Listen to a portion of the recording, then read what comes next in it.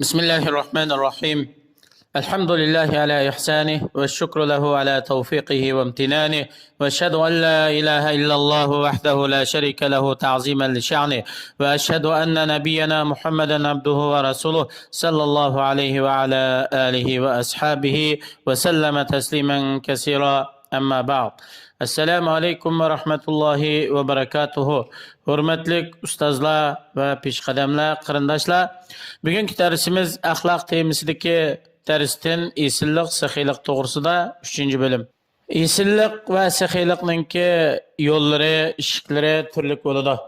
İnsanninki o'ziga xayr ihson qilishimi yaxshilikning qatoridan hisoblanadi.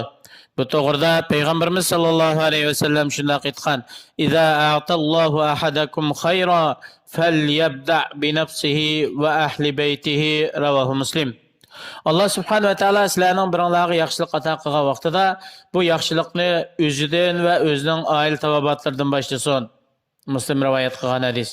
Shuningdek, insonninki oilasi, bola chaqalariga ularninki hacetini, ihtiyacını qamdaydigan, ihtiyacidan chiqadigan bir narsalarni sarf qilishimi bu saxiylikning yo'llarining kattasidan hisoblanadi. Bu to'g'rida Payg'ambarimiz sollallohu alayhi vasallam mundaq deydi: "Alloh yo'lida chiqim qilingan bir tilla va qul azat qilish uchun chiqim qilingan bir tilla, faqir miskinga sadaq qilingan bir tilla va o'zining sening ahlinga sarf qilgan bir tilla. Buni silishtirgan vaqtida sening ahlinga chiqim qilgan shu bir tilla pulninki ajri hammasidan katta bo'ladi." Yana bir hadisda Payg'ambarimiz sollallohu alayhi vasallam shunday aytadi: "Innal muslima idza anfaqa ala ahlihi nafaqatan wa huwa yahtasibuha kanat lahu sadaqa." Muttafaqun alayh. Haqiqatan musulmon odam o'zining oila tavobatlari, bola chaqalariga bir iqtizotni sarf qilib, ularga yaxshilik qiladi ekan va bu kishi buningdan Allohdan savob umid qiladi ekan, bu odam uchun sadaqa qilganninki ajr savobi bo'ladi. Ya'ni bu esillikning qatoridan vafodor bo'lish.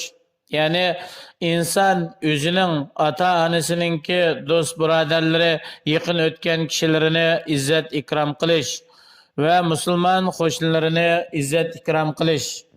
Bu to'g'rida Payg'ambarimiz sollallohu alayhi vasallam shunday aytadi: "Man kana yu'minu billahi val yawmil akhir falyukrim jarahu." Muttafaqun alayh.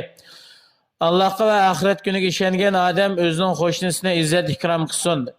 Yana qo'shnilarga nihoyatda yaxshi, go'zal muomala qilishning qatoridan ularga ancha-muncha yemaklik, tomoq sunib berish. Ya'ni g'oy bir tomoqlardan ma'lum miqdorda qo'shnilarga chiqartish va ularni o'zi va oilasiga yeydigan ba'zi tomoqlarni o'rtaq qilib birlikda tomoq yeyish, bumi qo'shnilarga eng yaxshi muomala qilishning qatoridan hisoblanadi. Payg'ambarimiz sollallohu alayhi vasallam bu to'g'rida shunday aytadi: "Sho'rp qaynatsangiz suyini ko'proq qiling va hech bo'lmaganda go'sht yetishmasimi, sho'rpining suyini o'simi qo'shnilarga ochiq berib turing." Mehmonlarni yaxshi kutishmi bu esil axloqdan va esil sifatlardan, insondagi muruvvat, ya'ni insondagi bir xil adab, axloq, qoida yo'sinninki alomatlaridan hisoblanadi. Shunga Payg'ambarimiz sollallohu alayhi vasallam muborak hadislarida: "Va man kana yu'minu billahi val yawmil akhir falyukrim dayfahu." Muttafaqun alayh.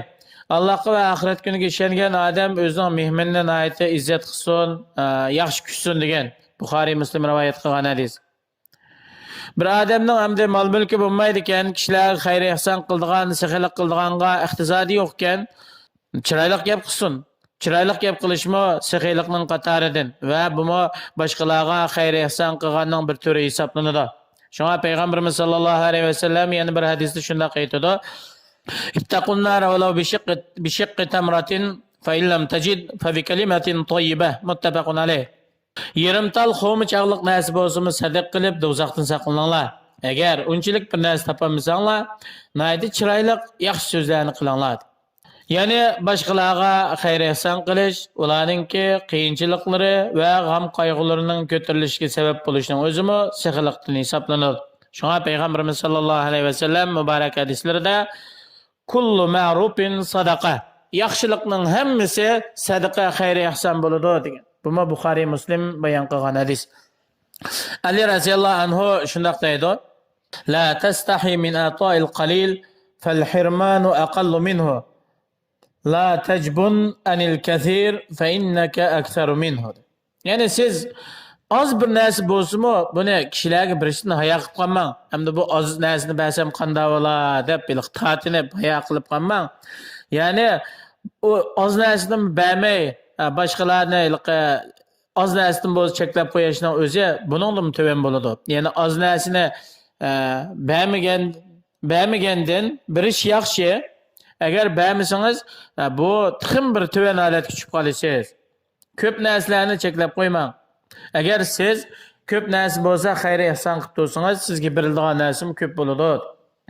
Hamda ish harakatlarning eng isillari qaysi desa, Allohning roziligi maqsad qilingan ish harakatlar eng isil ish harakati hisoblanadi. İnsanlarninki eng kattalari qaysi desa, bular o'zi sexiylik qilib Allohga itoat qilgan kishilar. Shunga Allah subhanahu wa ta'ala Qur'oni Karimda aytadi: "Inna akramakum indallohi atqakum." Sizlarning eng isillaringlar Allohning huzurida eng taqvodor bo'lgan, Allohdan haqiqiy qo'rqqan, haqiqiy taqvodorlik qilgan kishilar. Payg'ambarimiz sollallohu alayhi vasallamga insonlarning eng isillari kim deb so'ragan vaqtida Payg'ambarimiz sollallohu alayhi vasallam akramuhum atqahum. Ularning eng isillari, ularning eng taqvodorlari. Bu Buxoriy Muslim rivoyat qilgan hadis. Shuning uchun inson o'zining iqtisodi bo'lib qolsa, iqtisod bilan saxiylik qilish kerak. Bu saxiylikni oldi bilan o'ziga